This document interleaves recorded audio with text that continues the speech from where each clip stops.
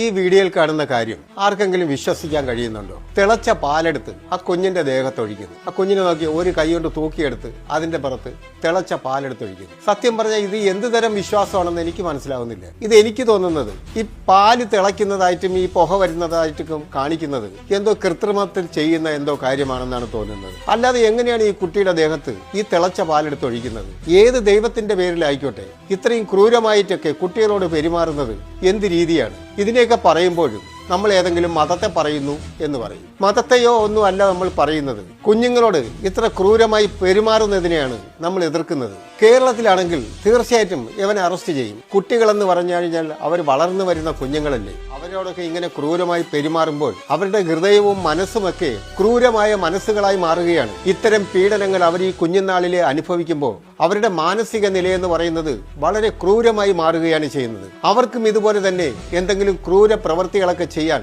മടിയില്ലാത്ത ഒരു അവസ്ഥയിലേക്കൊക്കെ അവർ മാറുകയാണ് ചെയ്യുന്നത്. ഈ കുഞ്ഞുങ്ങളുടെ ദേഹത്ത് പാലെടുത്ത് ഒഴിക്കാൻ ആ കുഞ്ഞിനെ കൊണ്ടു കൊടുത്തിരിക്കുന്നത് ഈ കുട്ടികളുടെ അച്ഛനോ അമ്മയോ ഒക്കെയാണ്. അവർക്കൊക്കെ ഇത് എങ്ങനെയാണ് കണ്ടു നിൽക്കാൻ കഴിയുന്നത്? ഒരുപക്ഷെ ചൂടായ പാലല്ല എന്ന് തന്നെ വിചാരിക്കുക. നമ്മുടെ കുഞ്ഞിന്റെ മുഖത്തും ശ്വാസകോശത്തിലും കണ്ണിലും കൂടെയൊക്കെ പാലെടുത്ത് ഒഴിക്കുമ്പോൾ അവരത് നോക്കിക്കൊണ്ടിരിക്കുകയാണ്. ഏതോ ദൈവാനുഗ്രഹം കിട്ടാൻ വേണ്ടിയിട്ട് ചെയ്യുന്നതായിട്ട്. എന്തൊക്കെയാണ് നമ്മുടെ രാജ്യത്ത് നടക്കുന്നത് എന്ന് ആലോചിച്ചു കഴിഞ്ഞാൽ